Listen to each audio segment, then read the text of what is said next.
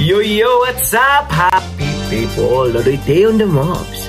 For today's video, mga quiz, mga gaya sa ay nako po. Grabe. Word of wisdom po ni Yormes ko ay talagang tagos po sa puso po talaga, no? Ay talagang, ay nako. Talagang maiiyak po kayo. At hindi lang kayo maiyak, mga quiz, mga gayas.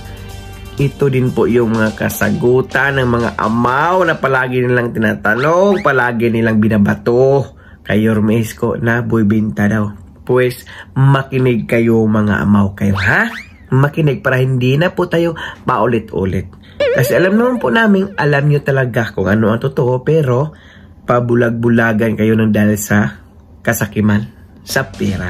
Kaya hindi nyo matanggap-tanggap ang mga nagawa ni Yormes ko. So without a further ado, let's begin. Pila naman ang income. And I'm going to share it to you para magka-idea kayo.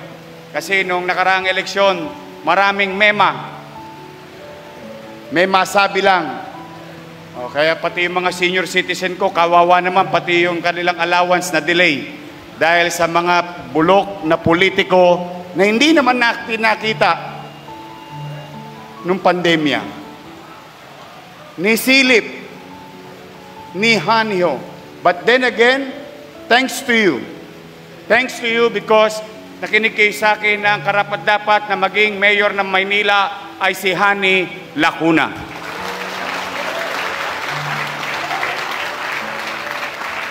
At para magka-idea kayo on what we called creative financial engineering. As you all know, I assumed the office with a bankrupt government. But you never heard a single word from me. Wala kayong narinig na reklamo o pagtuturo kung kani-kanino man. What we did upon assumption of office, we found ways, or we continue to find ways to deliver what we have promised and what we wanted to do, our dreams and aspiration. Hani and I and the group. Ni minsan, hindi kayo nakarinig sa akin ng reklamo. At kayo, at lahat halos kayo rito ay mga ama at ina ng inyong tahanan. At kapag may aberya sa loob ng inyong bahay, may mga hamon sa loob ng inyong bahay, lalo na kayo, mga barangay chairman, gagawa tayo ng paraan, mairaos lamang natin ang ating pamilya. Tama, mali? And we don't complain. We don't ask anybody to do our job, to do our part. We do our part. And that's why, through some creative financial engineering, which, fortunately, I'm happy to share it to you, that we are the only city on the very first week upon declaration of the Supreme Court about Mandana's ruling have certified of windfall or incoming income. May paparating nakita noong first quarter of 2020. And with that, nung ma-certify tayo ng DBM, in fact, just so you know, argabyado pa tayo sa certification because the basis of that day, of that week, is the 2015 population. Kasi hindi pa tapos yung 2020 population census. But just the same, with the certification from DBM, we immediately went to government banks. And I told them, gusto nyo to? At hindi naman ako nagkamali, maraming salamat. Land Bank of the Philippines, maraming salamat. Development Bank of the Philippines. Tanong, ang DBP ba ay pag-aari ng gobyerno? Ang sagot, opo. Ang Land Bank ba ay pag-aari ng gobyerno? Ang sagot, opo. Isang katawan 2 bulsa, naglipatan lang ng pera. At dahil doon, sa mga simple tweak or simple concept, here we are today, enjoying development that will benefit directly our people, especially kayo, mga chairman. O, ilan na sa inyo nakalabit penge? Ilan na sa inyo napupuntahan araw-araw? Chairman, kailangan ko ng pang-x-ray. Chairman, kailangan ko magpa-diagnose. Chairman, kailangan ko ng CT scan. Chairman, kailangan ko magpa-ultrasound. Lahat kayo, sugatan. But those days are gone now. Because through some imagination, and if I may repeat it, creative financial engineering, nakuha natin ng advance ang pera na siyang pinalalabas ng mga tolongges na politiko sa Maynila na baon daw tayo sa utang. Now you tell me, whether you call it utang or we call it advance, nasaan ang pera? Ito, nasa harapan ninyo.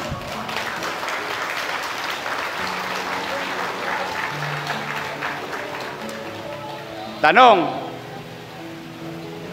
nagtaas ba tayo ng buwis? Nagbaba pa tayo? Nag-amnestiya pa tayo? So my point is, sometimes, lalo na kayo, mga halal ng bayan, nais kong maunawaan ninyo kung paano pinatatakbo ang pananalapi sa gobyerno. At ang importante sa lahat, huwag mawalay sa puso ninyo ang paglilingkod, no matter what. Nanay ko nga, sinasanla yung plancha kay Tambunting nung araw. Nanay ko nga, sinasanla yung airpot nung araw. May makain lang kami, mairaos lang kami. But today we celebrate. We celebrate simply because nakaraos tayo sa pandemyang ito. Kaya sa inyo, mga barangay official, patuloy ninyong tulungan ang ating paparating na pamunuan. Dahil hindi kakayanin ni Hani Lacuna na mga congressman o konsyal lamang ang paggogobyerno. Malaking partisipasyon ng barangayan upang makamit natin at patuloy natin makamit ang kaaliwasan, kapanatagan ng pamumuhay sa lungsod ng Maynila. I want you to be proud again of being Batang Maynila.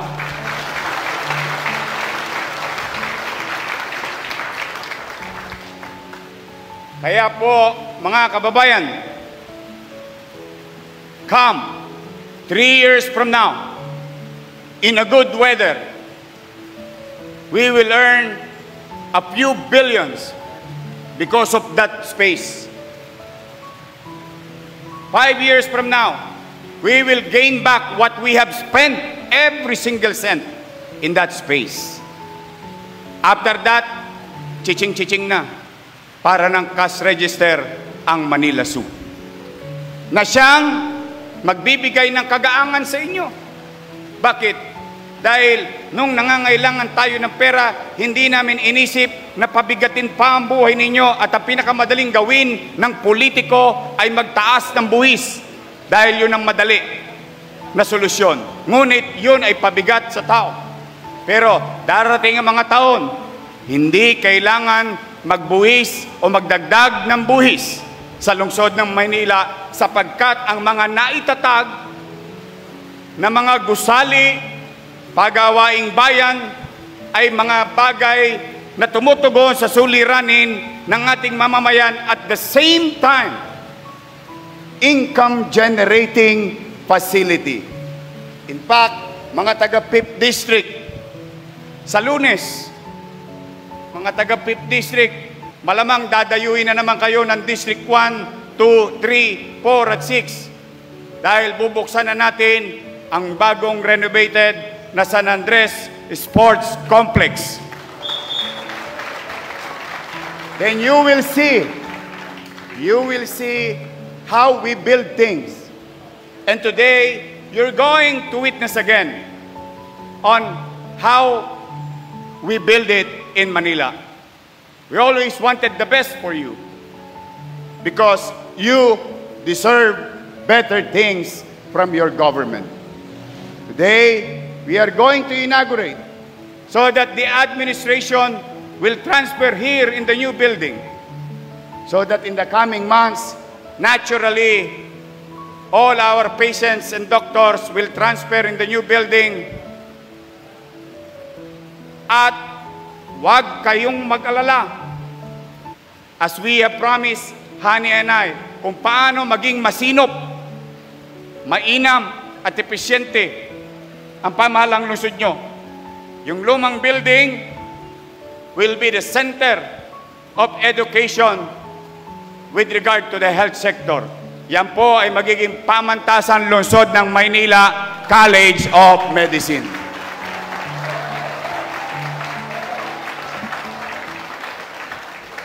Para yung ating mga estudyanteng hindi natin mayakap sapagkat napakaliit ng pamantasan lungsod ng Maynila in terms of space.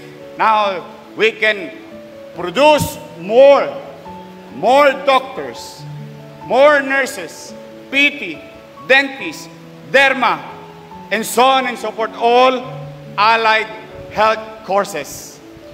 At ang maganda noon, yung mag-aaral, isang kempot lang niya, nandito na siya sa ospital ng Maynila. So sa inyo, mga kababayan, someday, I hope not, but it is inevitable, magagamit nyo to. In fact, pag uwi ninyo mamaya sa inyong mga pamilya, pag uwi ninyo mamaya sa inyong mga barabarangay, darating ang araw, pakiusap ko sa inyo, lalo na yung mga naipon yung konti, itinatabi ninyo pag merong aberya. At madalas magamit natin yon kapag tayo nagkakaroon ng sakit, lalo't emergency. Tama, mali? Bumalik kayo sa pamilya ninyo, sabihin ninyo, anak, wag mo na akong dadalhin sa St. Luke's. Anak, wag mo na akong dadalhin sa Makati Med. Anak, wag mo akong dadalhin sa pribadong ospital. Dalhin mo ko sa bagong ospital ng Maynila. Because what you're going to receive in terms of services and diagnostic facilities, if we are not at par with St. Luke's or Makati Med, we will try to achieve through the leadership of Mayor Hani Lacuna above from them. So lahat ng mga mamahaling gamit, mga pasilidad, saan ka nakakita? Dito ka na ospital, namimili ka pa ng view. Manila Subview o Manila Bay View.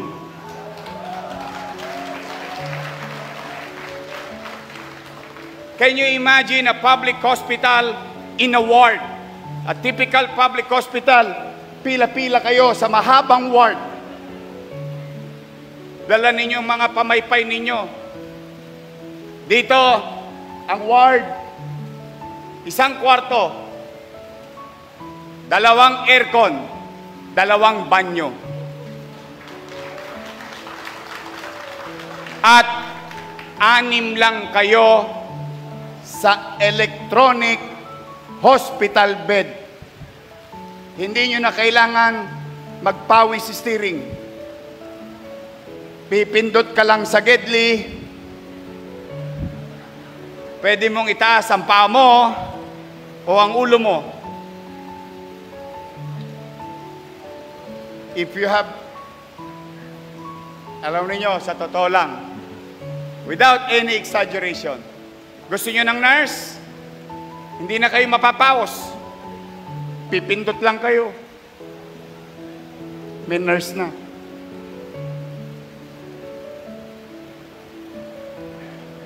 Gusto niyong oxygen? Embedded. Pipe-in oxygen. Ang oxygen nyo dito, 1-2. 1-2 sawa. Wala nang mamamatay na kuko ng nurse dahil sa oxygen tank. Now, mga kababayan, kundi lang tayo inabot ng pandemya. To be honest with you, and the City Council knows this, baka by this time, meron tayong medevac. Kaya po, sa rooftop, makikita ninyo, ito ang public hospital na makikita nyo na may helipad. Because that is the future. Especially, if we can save or achieve what they called in science, the golden or yung importanteng minuto ng buhay ng tao. Maligtas lamang. Ngayon, kung kayo may mga kaanak, yun sana ang pangarap natin. Ayan pala. Oh.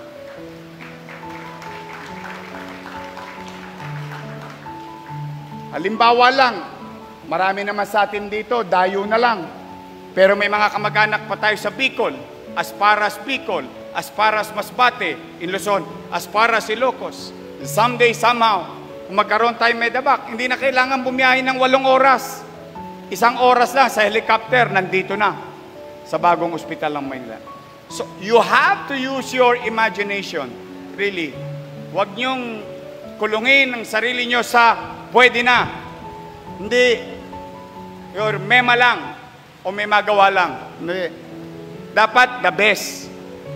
So, you have now a 10-story, fully air-conditioned public hospital. Masaya ako para sa mga doktor, mga nurses. Pagpaparada sila, hindi na sila mababasa ng ulan, may sarili na silang parking. Masaya ako para sa mga pasyente na darating dito. Nakakotse, naka-sidecar, naka-jeep, naka-tricycle. Pagpasok mo sa lobby, may sakit ka, pumapasok ka pa lang, gumagaling ka na.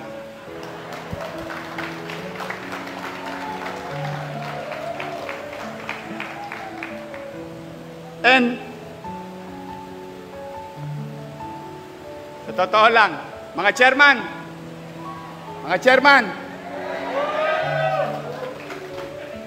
sa taas, may kwarto para sa inyo.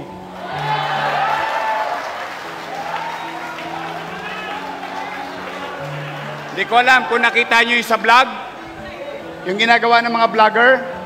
Have you seen that a suite can be made available to you, to our teachers and employees of the city government? Yan, meron kayo. Napakaganda. Ang view ninyo, Manila Bay. Tapos may sikat ng araw. Nakikita mo sa Manila Bay. Habang nandun ka sa taas, kumakakunin mo.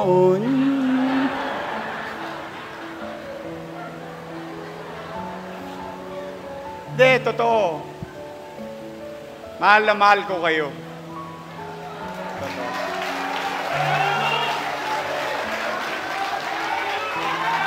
You have no idea how I love you.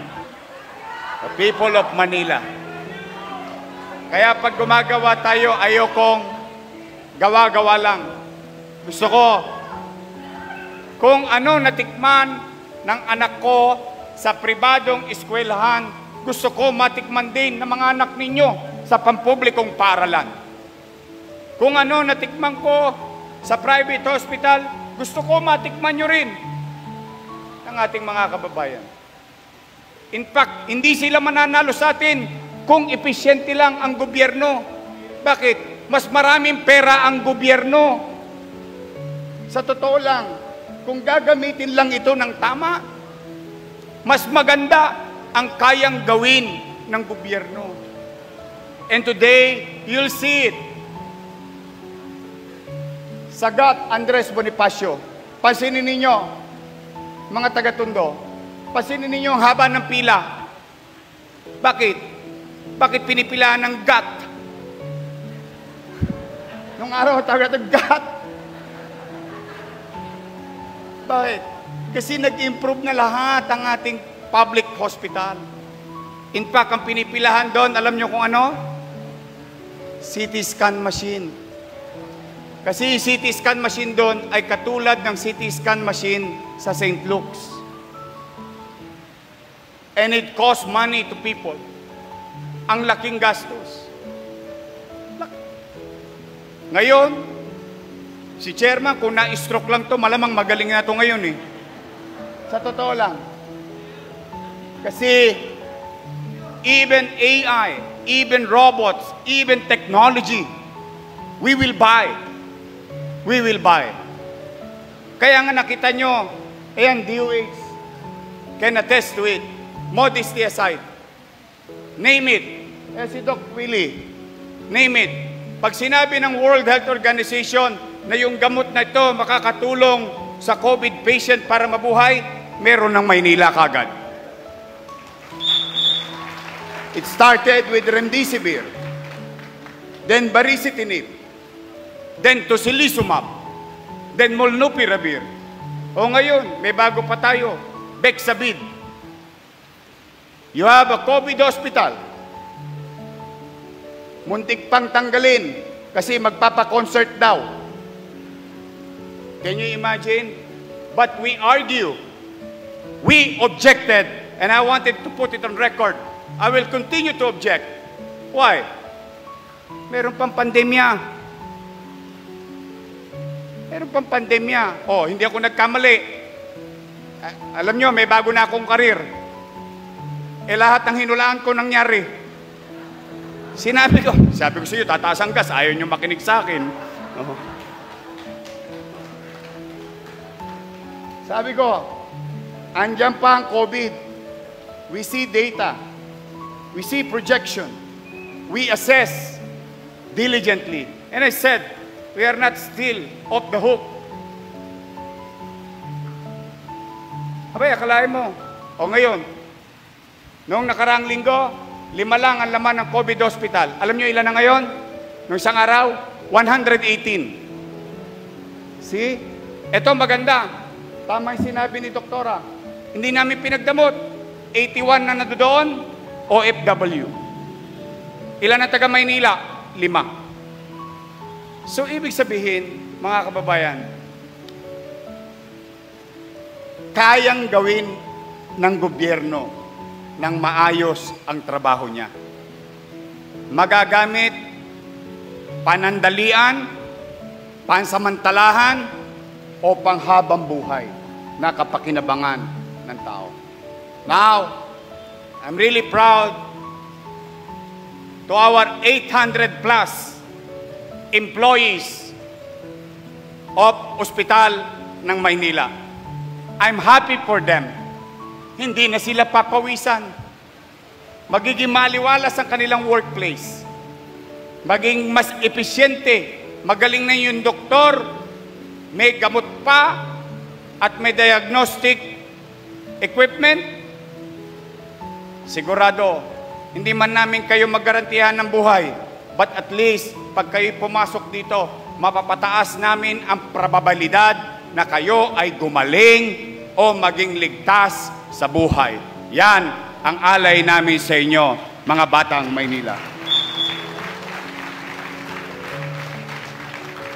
At pag-uwi ninyo, sabihin ninyo, ang bagong ospital ng Maynila, we are hiring.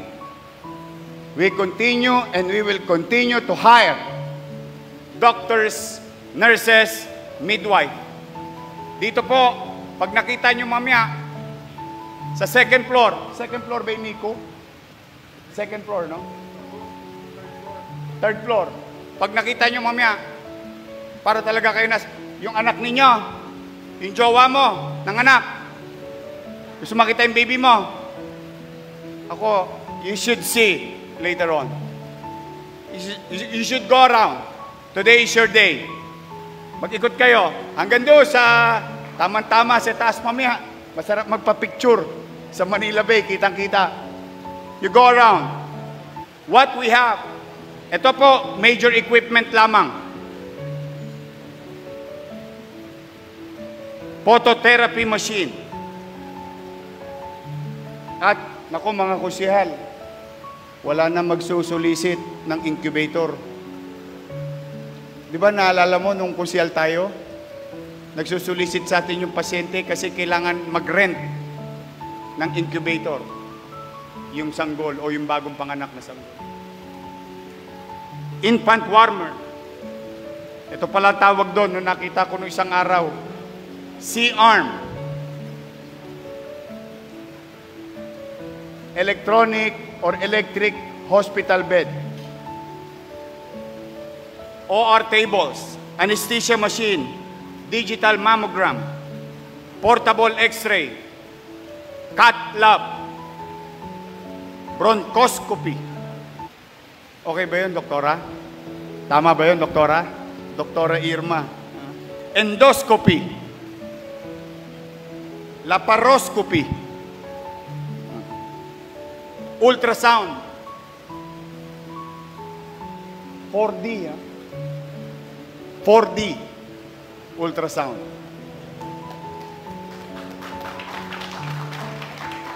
Digital x-ray.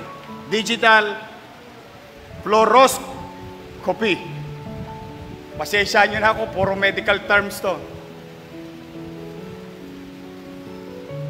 256 slice CT scan machine.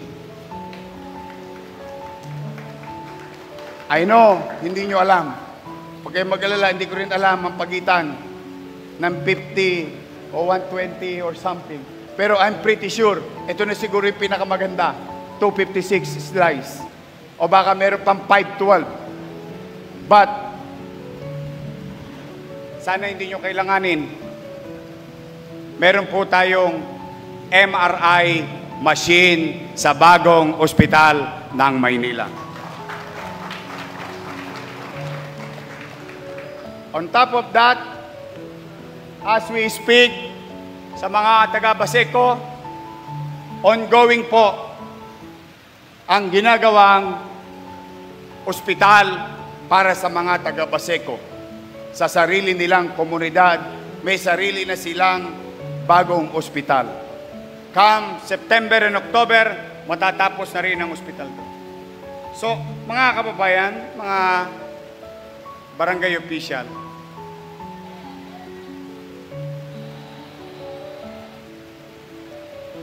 maraming salamat sa inyo.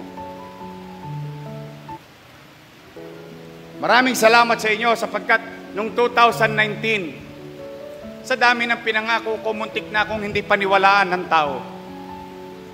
Kung maririnig ninyo ako sa kampanya, ang dami kong tinuturo. Ambulansya, pabahay, eskwelahan, ospital. Sabi sa akin, kaya mo bang gawin yan? Sabi ko, gagawin ko po yan 10 taon. Sabi ko, doon sa isang matanda. Ha? Opo, kailangan po ang gobyerno pinaplano ng mahaba. Kailangan may direksyon. Salamat naman, kahit na mataas ang pangarap ko para sa inyo, at muntik nang hindi ka paniwala sa sobrang taas ng pangarap, binigyan ninyo akong pagkakataon na kayo ay pamahalaan, pamunuan, o maging ama ng lungsod. And at least, ito ako sa harapan ninyo ngayon. Saman tayo magpangita, Iskinita Boulevard Highway. Please, kami ni Hani Lacuna at ang aming mga kasama, matangos ang ilong naming makatitingin sa inyo na yung pinangarap natin na mangyari sa 10 taon, lahat nangyari sa 3 taon ng buhay natin.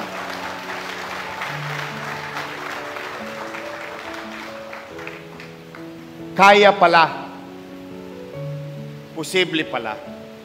But then again, I would like to share that with our co-workers in the city government. Hindi po namin kaya yon, ihani lang, ng mga konsyal at congressman nyo lang. Maraming salamat sa inyo. at mga kapwa ko kawani na mga hindi rin nakatulog. Dahil hindi natutulog ang mayor nila. Kaya wala sila rin magawa kundi magising din hanggang madaling araw. Mapaglingkuran lang kayo't maitawid sa pandemyang ito. Sa Maynila, nabuhay ang negosyo. Ang negosyo, nahirapan ng pandemya, nairaos natin. We've lost some, but we gain more. In fact, a few meters from here,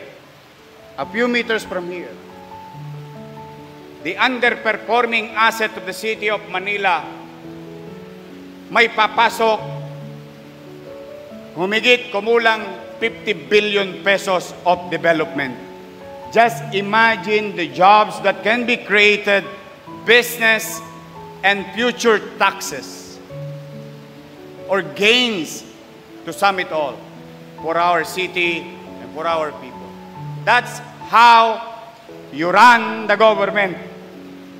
That's how you project. That's how you aspire.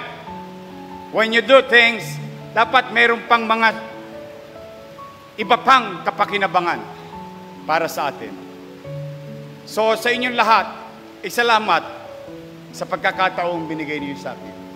Hindi naging perpekto ang gobyerno ng Maynila. Maaring marami rin akong pagkakadapa. But at the end of the day, we never, and I never ask what happened between point A and point B. What matters most is that there is A, the plan. B is the result. Because results matter. Yon ang mahalaga para sa bawat tao, para sa bawat mamamayan.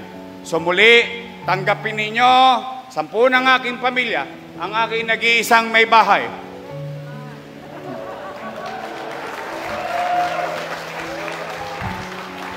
Naalala ko tuloy si Boss Danny. Sabi niya, ang aking nag-iisang may bahay si Inday. Sabi niya, kasi yung iba naka-apartment. Pero ito, nag-iisang may bahay ko. Ay sinasama ko siya ngayon, mga nangyayari ngayon sa Maynila, kasi gusto ko ipakita sa kanya yung aking kakulangan sa kanila na oras at panahon. Dahil ginugol ko ang oras ko at panahon ko sa inyo. Gusto ko makita niya na lahat ng pinagdamot sa kanya at sa aking mga anak ay siya namang pinakikinabangan ng bawat batang Maynila.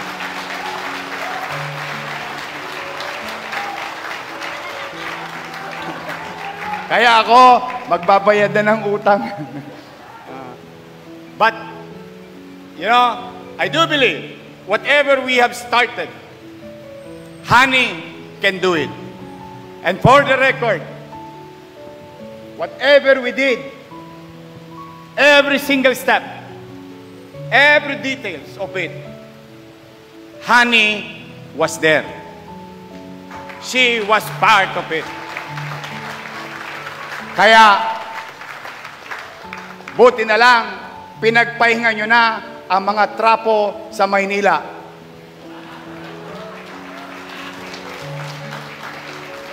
Gusto pang ibalik yung kadugyutan? Wag na. Na. You deserve better things. You always deserve better things. Mag-demand kayo sa gobyerno. You should demand. Because yun ang pampagising sa mga halal ng bayang katulad namin kapag kayo'y nagdi-demand. You have that right to demand. Huwag niyong kayong mahiya. But then again, papanatag ako na kayang tumakbo at marami pang may masisilungang pamilya na mga bahay na gagawin, mga bagong eskwelahan, mga taga 6th District, tatama na kayo. May binitawan na si Ate Honey. Noong kami nagbubukas ng mga bagong laboratory sa eskwelahan nung isang araw, P6 laboratory, chemistry laboratory, biology laboratory in our public education system. Kaya lahat yan, mga senior, wag na kayong kabahan.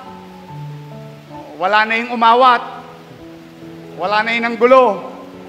Tuloy-tuloy lang yan kay Hani Lacuna at Yul Servo.